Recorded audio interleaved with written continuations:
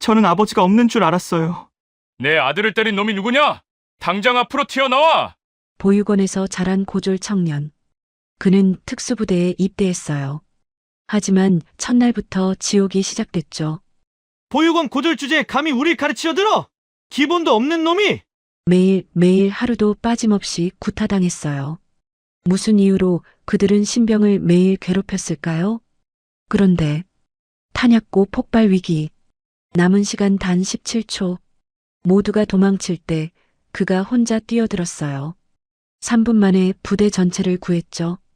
그 순간 훈련장 상공이 어두워졌어요. 헬기 5대가 동시에 내려왔죠. 내린 사람은 특수전 사령관. 그가 청년의 목에 걸린 낡은 인식표를 만졌어요. 이건 내 것이다. 넌 내 아들이다. 22년 만에 재회였어요. 그리고 그 순간 부대에 지옥이 펼쳐집니다. 과연 어떤 일이 일어났을까요? 흥미진진한 그 이야기 바로 시작하겠습니다. 2024년 3월 15일 아침 6시, 민재는 낡은 군용버스에서 내렸습니다. 차가운 봄바람이 얼굴을 때렸죠. 눈앞에 펼쳐진 특수전 사령부 707부대 정문은 거대한 철문처럼 보였습니다. 23살, 보육원에서 자란 그에게는 이곳이 마지막 기회였어요. 신병들 집합, 날카로운 목소리가 울려 퍼졌습니다. 민재는 작은 배낭을 메고 달렸어요. 다른 신병들은 이미 줄을 맞춰 서 있었죠. 모두들 떡 벌어진 어깨와 단단한 근육을 자랑했습니다. 체육대학 출신들이 대부분이었어요. 민재는 그들 사이에서 유독 작아 보였습니다. 키는 평균이었지만 마른 체격이 도드라졌죠. 보육원에서는 늘 양보해야 했으니까요. 밥도, 옷도, 심지어 꿈도 말이죠. 자기소개 시작. 교관의 명령이 떨어졌습니다.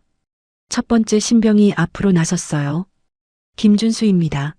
서울체대 레슬링과 출신입니다. 좋아. 다음. 박성민입니다. 용인대 유도학과 졸업했습니다. 하나둘씩 자기소개가 이어졌습니다. 체대, 경찰대, 군사학과. 화려한 학력들이 쏟아졌죠. 민재의 차례가 다가왔습니다. 심장이 빨리 뛰기 시작했어요. 강민재입니다. 목소리가 작았습니다. 교관이 눈살을 찌푸렸죠. 더 크게. 강민재입니다. 검정고시 출신이고. 민재는 잠시 멈췄습니다. 어떻게 말해야 할까요? 보육원이라는 단어가 목구멍에 걸렸어요. 보육원에서 자랐습니다. 순간 훈련장이 조용해졌습니다. 몇몇 신병들이 수군거렸죠. 교관 옆에 서 있던 윤상호 병장의 눈빛이 차갑게 변했습니다. 마치 먹잇감을 발견한 하이에나 같았어요. 보육원? 부모도 없는 놈이 특수부대에? 상호가 작게 중얼거렸지만 민재는 들었습니다. 그 말이 가슴에 박혔죠. 하지만 참았어요. 늘 그래왔듯이. 저녁 9시 취침 준비 시간이었습니다. 민재는 침상을 정리했어요. 보육원에서 배운 대로 깔끔하게 정돈했죠. 담요의 모서리까지 완벽하게 맞췄습니다. 그런데 갑자기 거친 손이 담요를 잡아당겼어요. 야, 강민재. 상호였습니다. 그의 뒤에는 정우진 이병도 서 있었죠. 이게 침상 정리냐? 0.5cm 비뚤어졌잖아. 죄송합니다. 다시 하겠습니다. 죄송하다고? 말로만? 쿵. 상호의 주먹이 민재의 복부를 때렸습니다. 민재는 숨이 막혔어요. 무릎이 꺾였죠. 하지만 쓰러지지 않았습니다. 쓰러지면 더 맞는다는 걸 본능적으로 알았으니까요. 기본도 모르는 놈이 특수부대에 왔어. 부모도 없는 주제에. 상호가 민재의 머리를 손바닥으로 때렸습니다. 따끔한 통증이 퍼졌죠. 정우진도 거들었어요. 형, 이런 애가 우리랑 같은 부대라니. 창피하지 않아요? 그러게.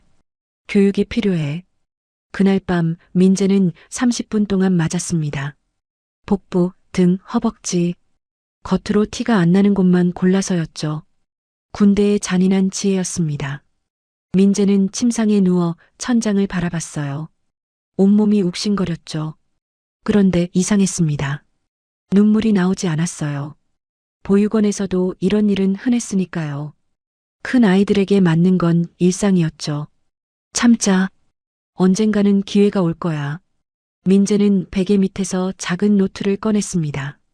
떨리는 손으로 펜을 잡았어요. 3월 15일 21시 30분. 윤상우 병장. 복부 5회, 머리 3회. 이유 침상 정리 불량. 증거를 모으기 시작했습니다.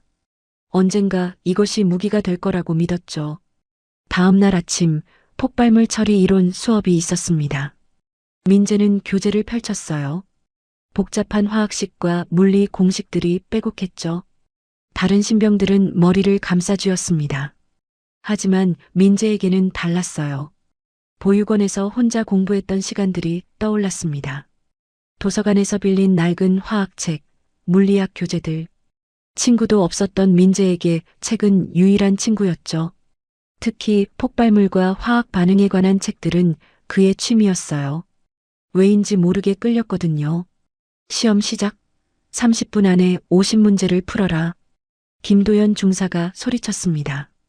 민재는 빠르게 문제를 풀기 시작했어요. 질산암모늄의 폭발 반응식? 쉬웠습니다. 뇌관의 작동 원리? 이미 외운 내용이었죠. 10호 폭약의 안정성 계수? 계산은 금방이었어요. 15분 만에 모든 문제를 풀었습니다. 민재는 한 번 더 검토했어요. 실수는 없었죠. 벌써 다 푼 놈이 있다고? 도연 중사가 민재의 답안지를 낚아챘습니다. 눈을 빠르게 움직이며 채점을 했죠. 그의 얼굴이 점점 굳어갔어요. 만점이라고? 이게 가능해? 중사는 답안지를 구겼습니다. 그리고 민재의 얼굴 앞에서 찢어버렸죠. 컨닝했지? 보육원 출신이 이런 걸 알 리가 없어. 컨닝하지 않았습니다. 말대답이야? 퍽!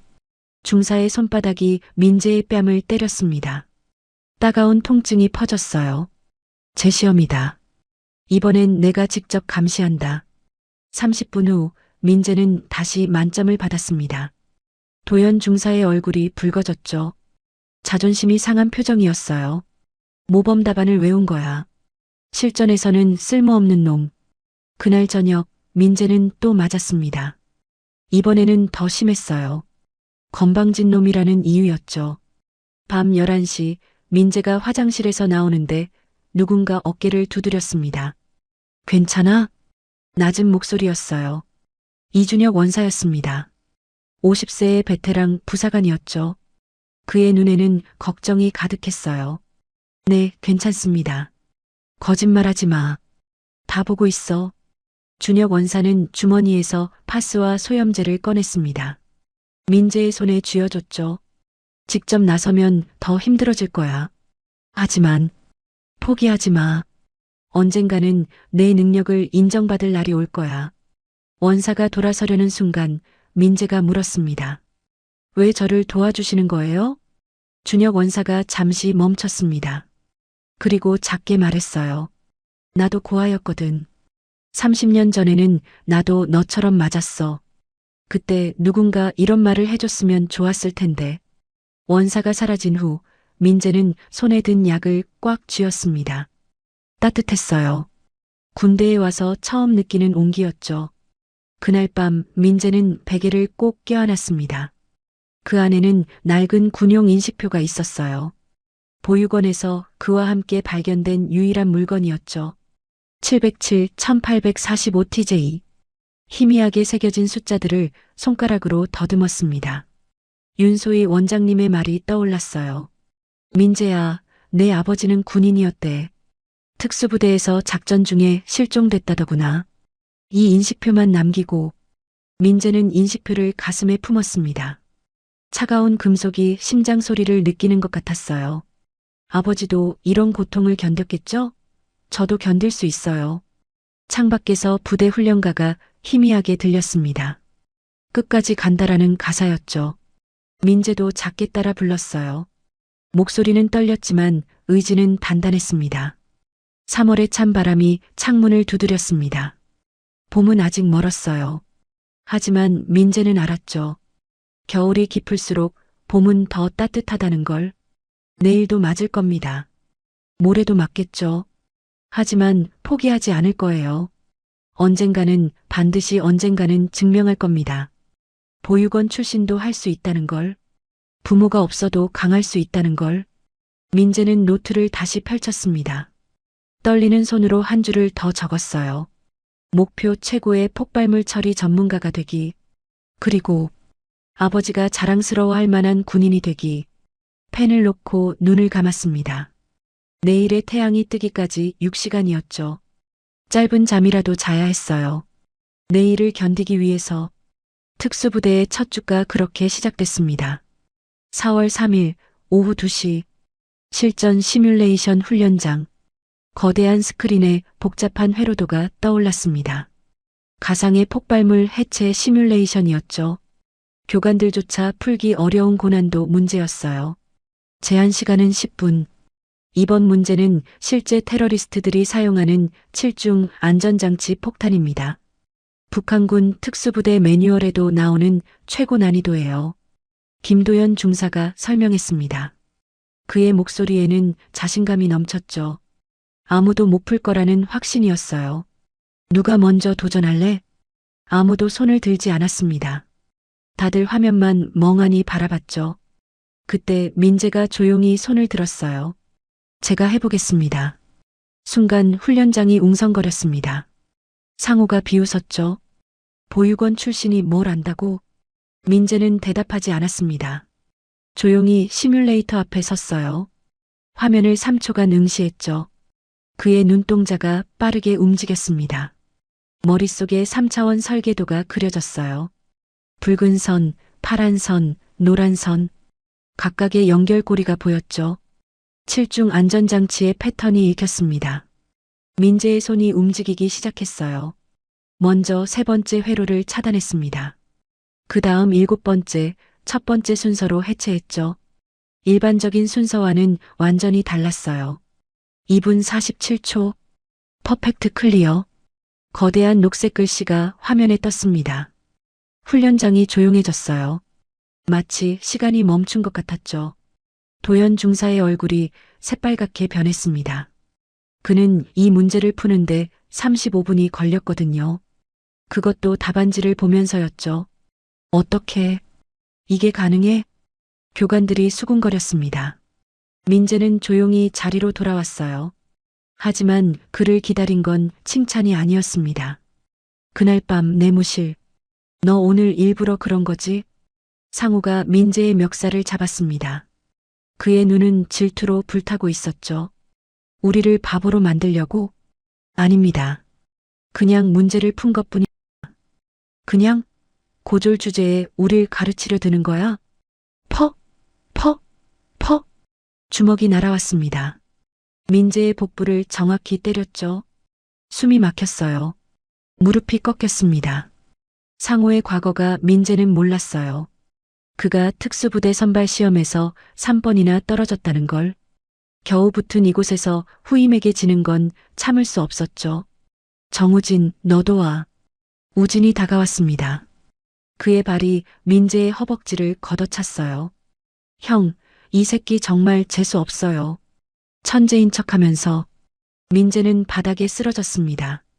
차가운 타일이 뺨에 닿았죠. 하지만 울지 않았어요. 울면 더 맞는다는 걸 알았으니까요. 30분 동안 구타가 이어졌습니다. 끝날 무렵 도연 중사가 들어왔어요. 하지만 그는 모른 척했죠. 아니, 오히려 가담했습니다. 강민재, 너 너무 똑똑한 게 문제야. 중사가 민재의 머리를 발로 가볍게 건드렸어요. 군대는 똑똑한 놈이 사는 곳이 아니야. 명령에 따르는 놈이 사는 곳이지. 민재는 고개를 들었습니다. 눈에는 아직 불꽃이 남아 있었죠. 명령을 어긴 적 없습니다. 말대답이야? 중사의 목소리가 차가워졌어요. 그는 상호에게 눈짓했습니다. 앞으로도 계속 교육시켜. 너무 튀는 놈은 위험해. 중사가 나간 후 상호가 속삭였습니다. 알겠지? 다음부터는 일부러 틀려. 중간 정도만 하라고. 민재는 대답하지 않았어요. 할 수 없었죠. 그의 자존심이 허락하지 않았으니까요. 다음 날 전술지도 판독 수업이었습니다. 거대한 지형도가 펼쳐졌어요. 교관이 설명했죠. 이 지도에서 적군이 침투할 수 있는 경로를 찾아보세요. 정답은 3개입니다. 신병들이 지도를 들여다봤어요. 5분, 10분이 지났지만 아무도 찾지 못했죠. 교관도 이미 알고 있는 3개만 표시했습니다. 민재는 조용히 지도를 봤어요. 그의 머릿속에서는 입체적인 지형이 그려졌죠. 고도, 경사, 수풀의 밀도, 바람의 방향까지 계산했습니다. 저, 열개가 보입니다. 교관이 놀란 눈으로 민재를 봤어요. 10개? 불가능해. 민재는 지도에 표시하기 시작했습니다. 계곡 사이의 좁은 틈, 수풀로 가려진 능선, 하천 바닥의 낮은 지대. 교관이 놓친 7개의 경로를 정확히 찾아냈죠. 이건 정말 가능한 경로들이네. 교관이 감탄했습니다. 하지만 도연 중사는 달랐어요. 생각 없이 아무거나 찍은 거 아니야? 실전에서는 그런 거 못 써. 그날 밤 구타는 더 심해졌습니다. 내가 뭔데 교관보다 잘 안다고 그래. 상호의 주먹이 더 세졌어요. 우진도 더 적극적으로 가담했죠. 이 새끼 진짜 기분 나쁘게 하네. 민재는 구타를 당하면서도 생각했어요. 왜 내가 잘하면 더 맞는 걸까? 이게 군대의 논리인가? 그러던 중 민재는 중요한 것을 발견했습니다. 화장실 창문 너머로 도연 중사와 상우가 대화하는 게 들렸어요. 저놈이 너무 똑똑해서 문제야. 도연 중사의 목소리였습니다. 우리 과거를 눈치챌 수도 있어. 내가 작전 실패한 기록 있잖아. 부하 2명 죽은 거. 아, 그때 보고서 조작한 거요? 조용히 해. 암튼 저놈을 계속 눌러놔. 너무 똑똑한 놈은 위험해. 민재는 조용히 핸드폰 녹음 버튼을 눌렀습니다. 증거를 수집하기 시작한 거죠. 일주일 후 민재의 몸은 만신창이가 되어 있었어요. 매일 구타당했으니까요. 아침에는 복부, 점심에는 등, 저녁에는 허벅지. 정확히 로테이션을 돌며 맞았죠. 그래도 민재는 포기하지 않았습니다. 오히려 더 열심히 공부했어요.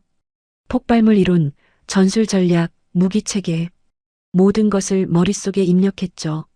어느 날 밤 민재는 보육원 시절을 떠올렸어요. 윤소희 원장님이 해주신 말이 생각났죠. 민재야, 세상은 때로 불공평해. 하지만 포기하지 마. 언젠가는 내 진가를 알아주는 사람이 나타날 거야. 민재는 베개 밑에서 아버지의 인식표를 꺼냈습니다. 707, 1845TJ.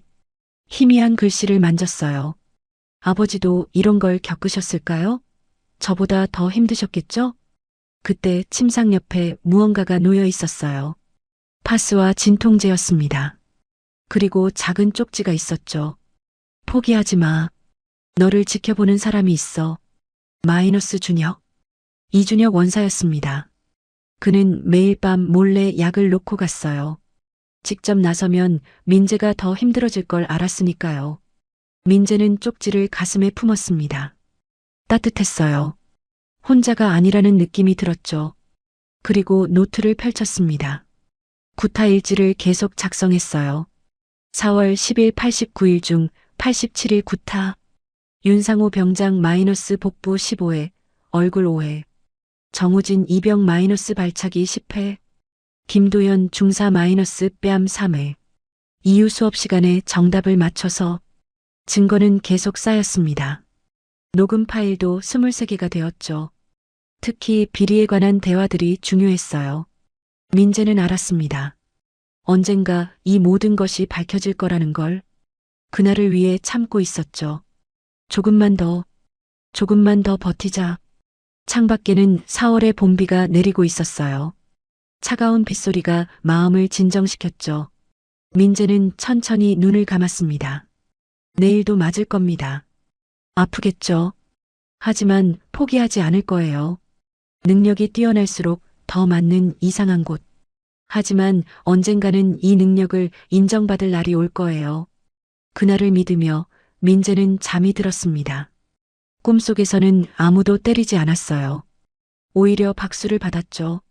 언젠가는 현실이 될 그날을 꿈꾸며 4월 25일 오후 3시 17분 실탄 사격 훈련장. 따뜻한 봄 햇살이 훈련장을 비추고 있었습니다. 정우진이 K 소총을 들고 사격 자세를 잡았어요. 손이 떨렸죠.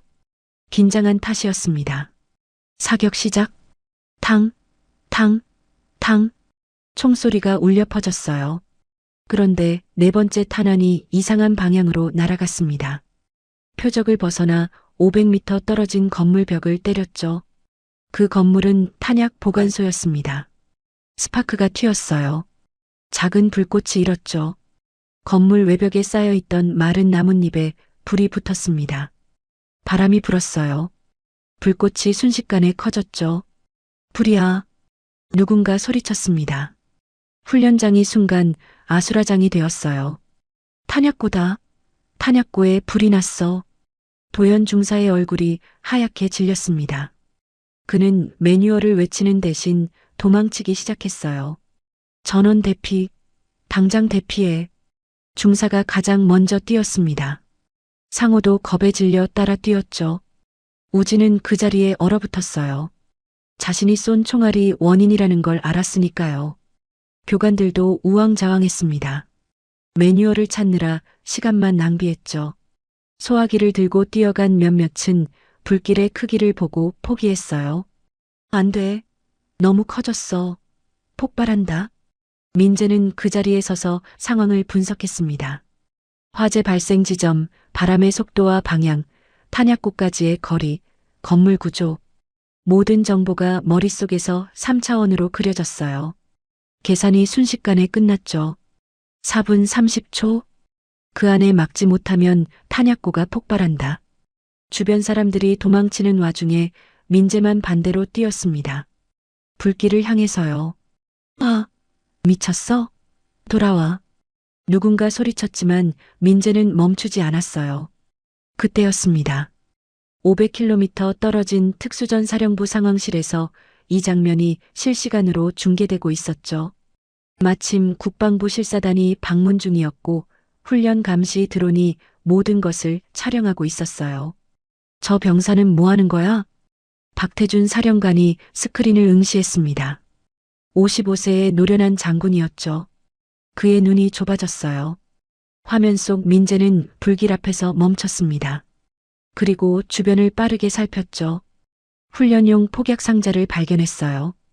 역화제. 산소를 차단하면 된다. 민재는 폭약을 꺼내 정확한 위치에 설치했습니다. 각도와 거리를 계산했죠.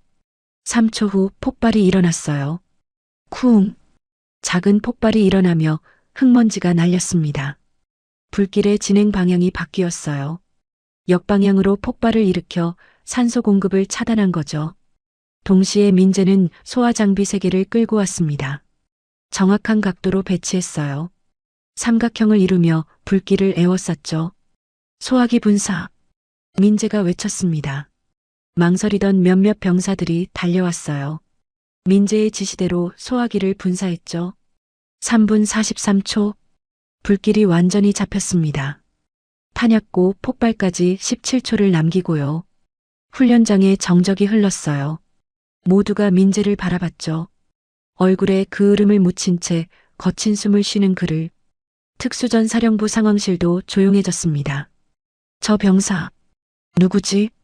박태준 사령관이 물었어요. 부관이 급히 자료를 확인했죠. 강민재 이병입니다. 707부대 신병이고요. 화면 확대해봐. 드론 카메라가 줌인했습니다. 민재의 모습이 크게 비쳤어요. 그때 사령관의 눈이 무언가를 포착했죠. 민재의 목에 걸린 낡은 인식표였습니다. 잠깐, 저거 더 확대할 수 있나? 화면이 더 확대되었어요. 인식표에 희미한 글씨가 보였습니다. 707 1845TJ. 사령관의 손이 떨리기 시작했어요. 의자에서 벌떡 일어났죠. 얼굴이 창백해졌습니다. 저건 내 인식표야. 부관이 놀란 눈으로 사령관을 봤어요. 사령관님 인식표라고요? 22년 전 특수작전 때 썼던 거야. 그때 그때 아들을 잃었다고 생각했는데 태준의 목소리가 떨렸습니다. 그는 22년 전을 떠올렸어요. 북한 잠입 작전 중 급습을 당했죠. 부인과 갓난아기 아들이 있던 안가가 폭격을 받았어요. 모두 죽은 줄 알았죠. 당장 DNA 검사를 준비해. 비밀리에 내 머리카락과 저 병사의 혈액을 대조해봐. 네. 하지만 명령이다. 사령관의 목소리에는 절박함이 묻어났어요. 그는 화면을 뚫어지게 바라봤죠. 민재가 인식표를 만지는 모습을. 한편 부대로 돌아온 민재를 기다린 건 예상과 달랐습니다. 강민재, 도연 중사가 다가왔어요. 얼굴이 불그락푸르락했죠. 누가 맘대로 행동하래? 명령도 없이 제멋대로. 퍽! 중사의 손바닥이 민재의 뺨을 때렸습니다. 내가 영웅이야? 일부러 사고 낸 거 아니야? 아닙니다. 저는 단지 닥쳐. 상호도 가세했어요. 맞아. 내가 관심받고 싶어서 일부러 그런 거지. 그날 밤 민재는 평소보다 더 심하게 맞았습니다. 온몸이 멍투성이가 되었죠. 하지만 이상하게도 마음은 편했어요. 적어도 생명을 구했으니까요. 준혁 원사가 밤중에 찾아왔습니다. 잘했어, 민재야. 다들 내 덕분에 살았어. 원사의 눈에 눈물이 맺혔어요. 하지만 왜 이렇게 되는 거죠? 제가 잘하면 더 맞는데. 세상은 원래 불공평해. 하지만 기억해. 진실은 언젠가 밝혀져. 원사가 떠난 후 민재는 노트를 꺼냈습니다. 오늘 일을 기록했죠. 그리고 아버지의 인식표를 쥐었어요. 아버지, 오늘 사람들을 구했어요. 당신도 자랑스러워 하실까요? 그때 민재는 몰랐습니다. 500km 떨어진 곳에서 한 남자가 밤새 잠들지 못하고 있다는 것을, DNA 검사 결과를 기다리며 떨고 있다는 것을, 48시간 후 운명이 바뀔 거라는 것을. 군의관이 조용히 연구실에서 작업하고 있었어요. 두 개의 샘플을 비교하고 있었죠. 하나는 박태준 사령관의 머리카락, 다른 하나는 민재의 혈액이었습니다. 기계가 돌아가는 소리만 들렸어요. 결과가 곧 나올 예정이었죠. 민재는 그날도 구타를 당했습니다. 하지만 포기하지 않았어요. 증거를 계속 모았죠. 녹음도 했고 일지도 썼습니다. 창밖에는 봄비가 내렸어요. 4월도 끝나가고 있었죠. 민재는 인식표를 가슴에 품고 잠들었습니다. 조금만 더 버티자. 그는 몰랐어요. 48시간 후 아버지가 헬기를 타고 올 거라는 것을, 그리고 모든 것이 뒤집힐 거라는 것을. 48시간이 지났어요. 군의관이 사령관실 문을 두드렸어요. 손에는 봉인된 흰색 봉투가 들려 있었죠. 태주는 그 봉투를 받는 순간 손이 떨렸어요. 봉투를 뜯었어요. 부자관계 일치율 99.98%. 단 한 줄의 문장이었어요. 하지만 그 한 줄이 태준의 세상을 완전히 바꿔놓았죠. 22년이에요. 22년 만에 아들을 찾았어요. 태준의 눈가가 뜨거워졌어요. 55세 사령관의 눈에서 눈물이 흘러내렸죠. 그는 책상에 엎드려 한참을 울었어요. 기쁨과 슬픔이 동시에 밀려왔거든요. 내 아들이 살아있었구나. 하지만 곧 불안감이 엄습했어요. 그런데 그곳에서 무슨 일을 겪고 있을까? 지난 3개월간 민재가 겪었을 일들이 머릿속을 스쳤어요. 보육원에서 자란 아이가 특수부대에서 어떤 대우를 받았을까요? 태준의 가슴이 쿵쿵 뛰었어요. 더 이상 기다릴 수 없었어요. 태준은 즉시 전화기를 들었어요. 지금 당장 헬기 5대를 준비해. 그의 목소리는 단호했어요. 30분 후 사령부 헬기장이 긴급 출격 체제로 돌입했어요. 헬기 5대가 일렬로 서 있었죠. 경호팀 20명, 군사경찰 15명, 군검찰 요원 5명, 그리고 국방부 감찰관까지 탑승 준비를 마쳤어요. 태준은 군복을 바르게 정리하고 헬기에 올랐어요. 그의 얼굴에는 결연한 표정이 서려 있었죠. 누가 감히 내 아들을. 분노가 그의 눈빛 속에서 타올랐어요. 헬기가 이륙했어요. 5대의 헬기가 편대를 이루며 하늘을 가로질렀죠.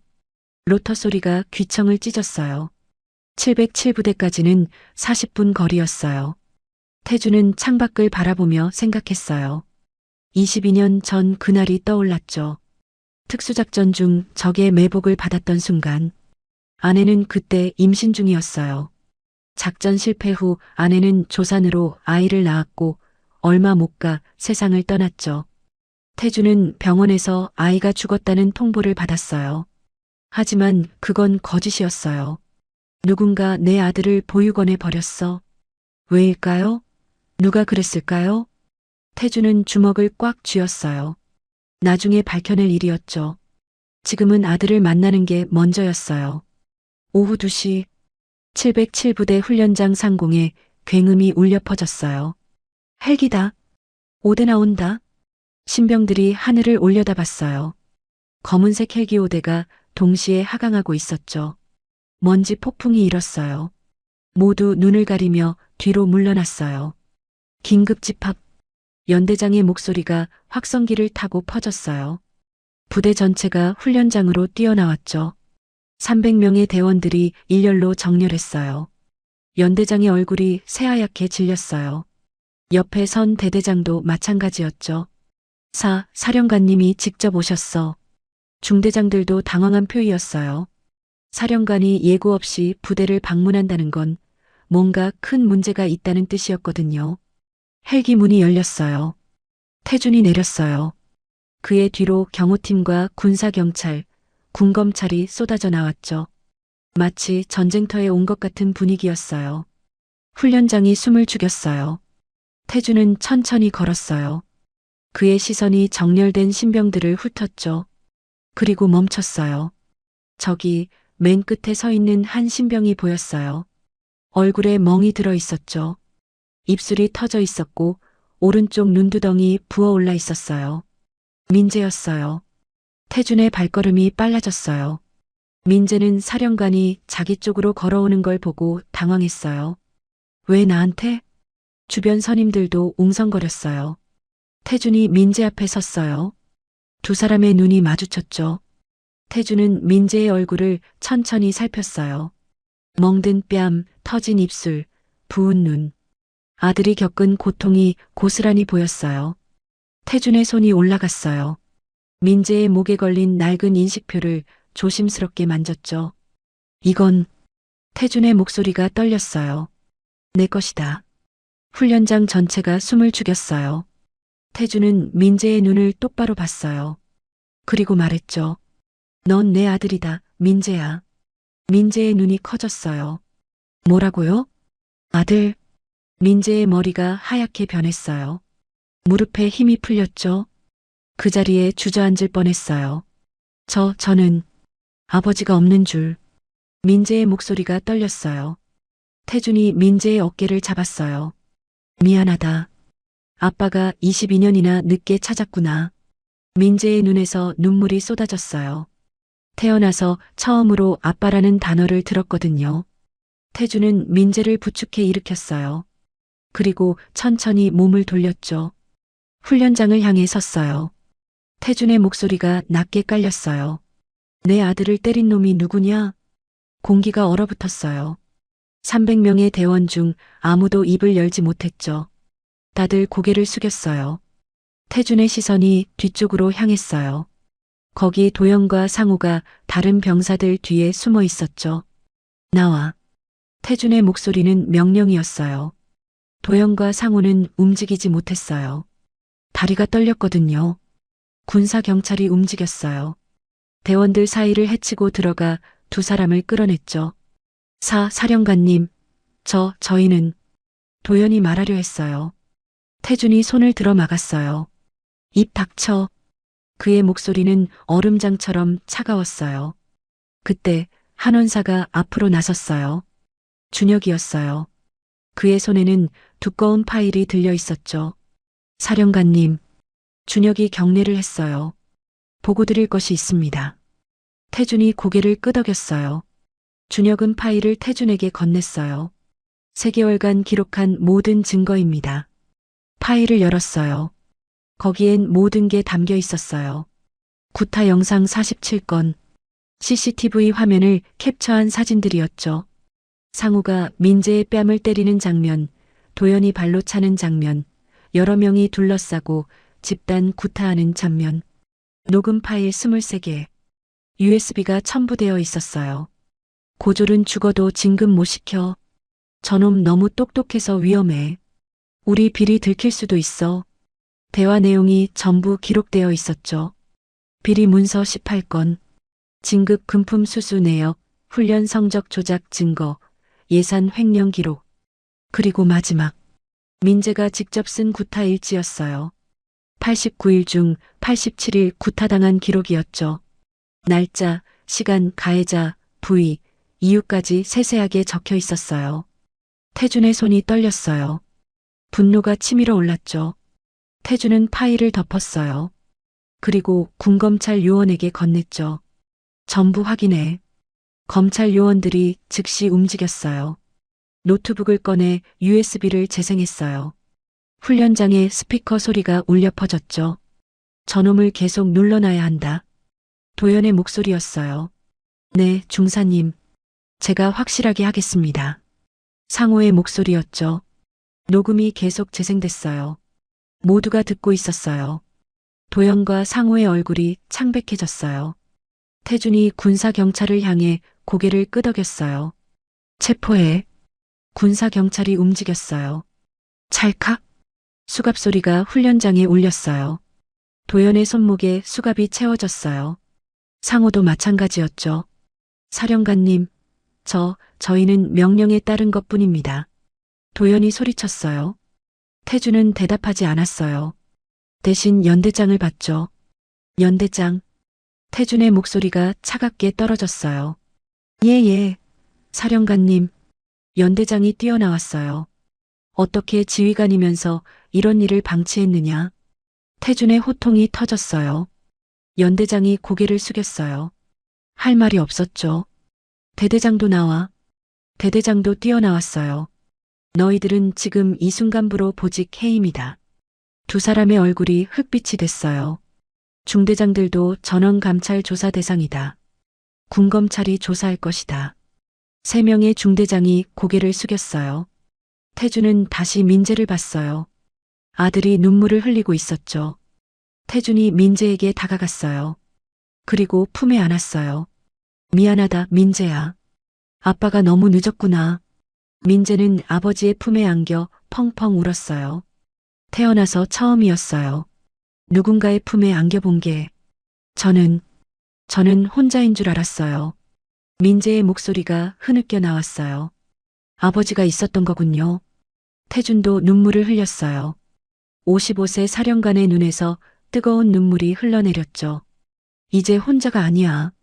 아빠가 있어. 두 사람은 한참을 껴안고 있었어요. 훈련장 300명이 그 모습을 지켜봤어요. 모두 숙연해졌죠. 저 멀리서 도연과 상우가 수갑에 채워진 채 끌려가고 있었어요. 정의가 승리한 순간이었어요. 하지만 이건 시작에 불과했어요. 태준은 다짐했죠. 이 부대를 완전히 바꾸겠어. 다시는 이런 일이 일어나지 않도록. 일주일 후 군사법정 대형 법정이 열렸어요. 방청석이 가득 찼죠. 기자들, 국방부 관계자들, 그리고 피해자 가족들이 앉아 있었어요. 피고인석에는 17명이 나란히 서 있었어요. 도연, 상우, 우진, 그리고 그들과 함께 구타에 가담했던 14명. 모두 군복을 벗은 채였어요. 수감복 차림이었죠. 재판장이 입장했어요. 기립. 모두 일어섰어요.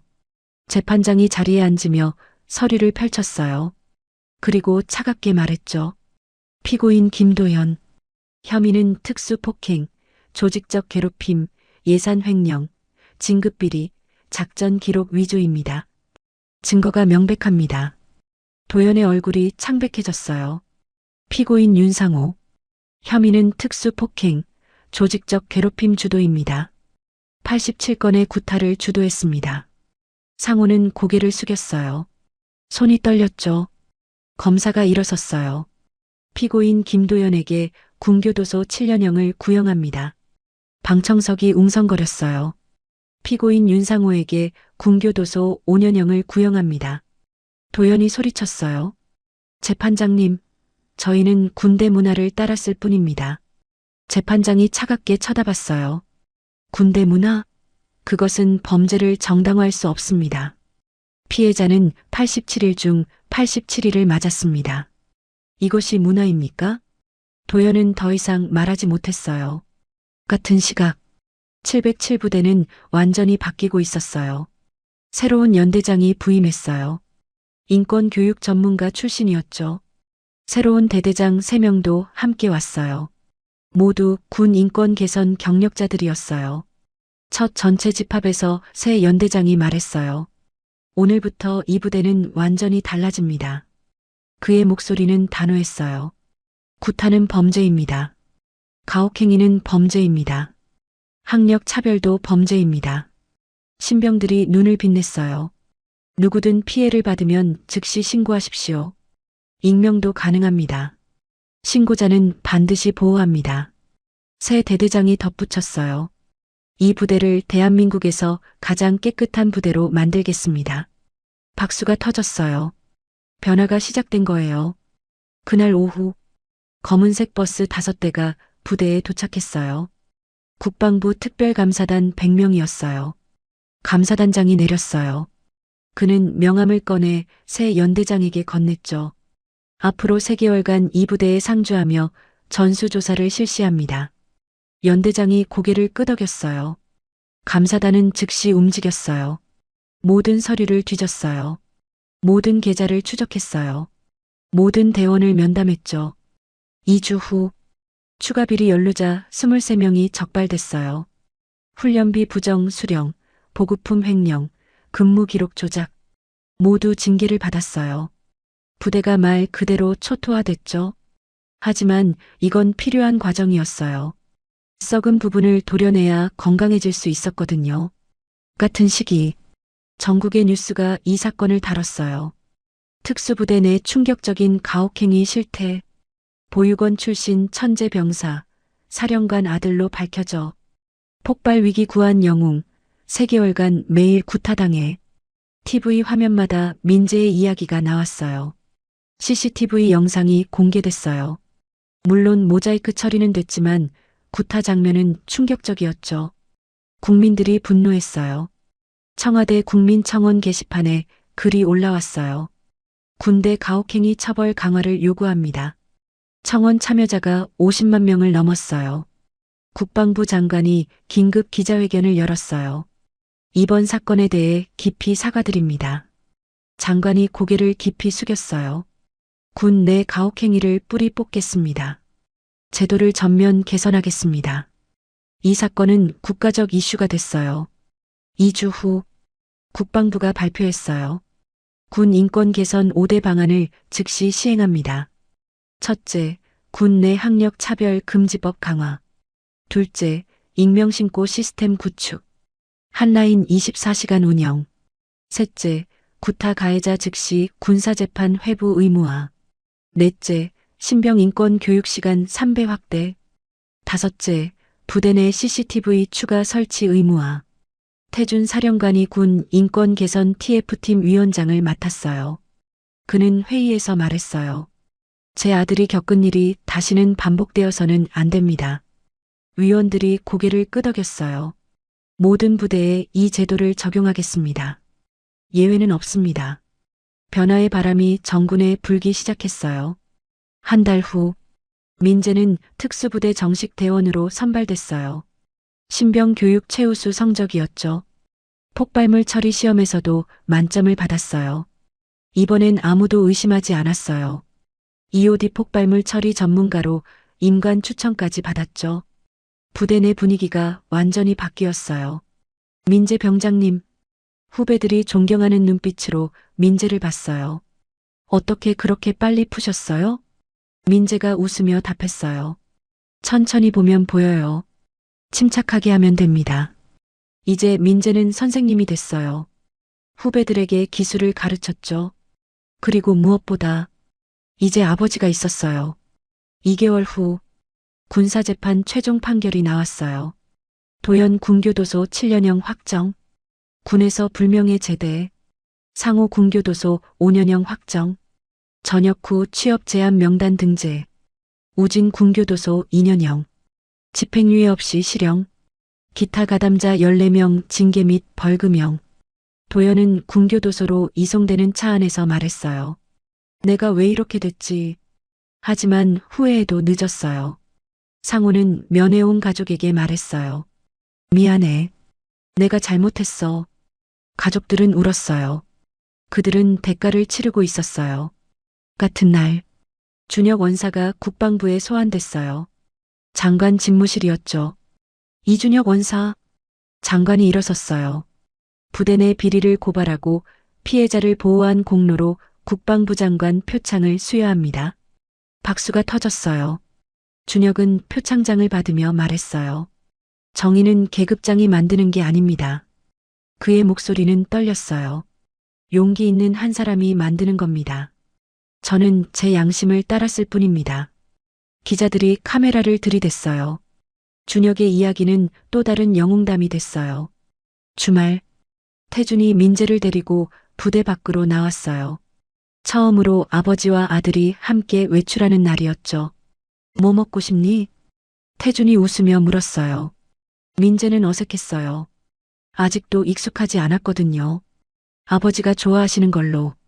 태준이 민재의 어깨를 툭 쳤어요. 오늘은 내가 고르는 거야. 22년치를 보상받아야지. 둘은 작은 식당에 들어갔어요. 된장찌개를 시켰죠. 밥을 먹으며 태준이 물었어요. 보육원은 어땠니? 민재가 천천히 대답했어요. 외로웠어요. 하지만 소희 원장님이 잘 돌봐주셨어요. 태준의 눈시울이 붉어졌어요. 미안하다. 아빠가 너를 지켜주지 못해서. 민재가 고개를 저었어요. 이제 찾으셨잖아요. 그걸로 충분해요. 두 사람은 밤늦게까지 이야기했어요. 22년간 못 나눈 이야기를 나눴죠. 태준이 말했어요. 이제부터는 내가 혼자가 아니야. 아빠가 항상 내 곁에 있을게. 민재가 처음으로 활짝 웃었어요. 1년이 흘렀어요. 민재는 이제 특수부대 EOD팀 리더였어요. 후배들을 이끌며 폭발물 처리 임무를 수행했죠. 707부대는 완전히 바뀌었어요. 대한민국에서 가장 깨끗한 부대라는 별명이 붙었어요. 신병 교육 때마다 민재의 이야기가 나왔어요. 절대 포기하지 마세요. 민재가 후배들에게 말했어요. 정의는 반드시 승리합니다. 후배들의 눈이 빛났어요. 그리고 여러분도 언젠가 자신의 진짜 자리를 찾게 될 겁니다. 민재는 이제 영웅이었어요. 하지만 그보다 더 중요한 건 이제 아들이 됐다는 거예요. 주말마다 태준을 만났어요. 아버지와 아들은 함께 시간을 보냈죠. 아빠, 다음 주에 뭐 할까요? 민재가 물었어요. 태준이 웃으며 답했어요.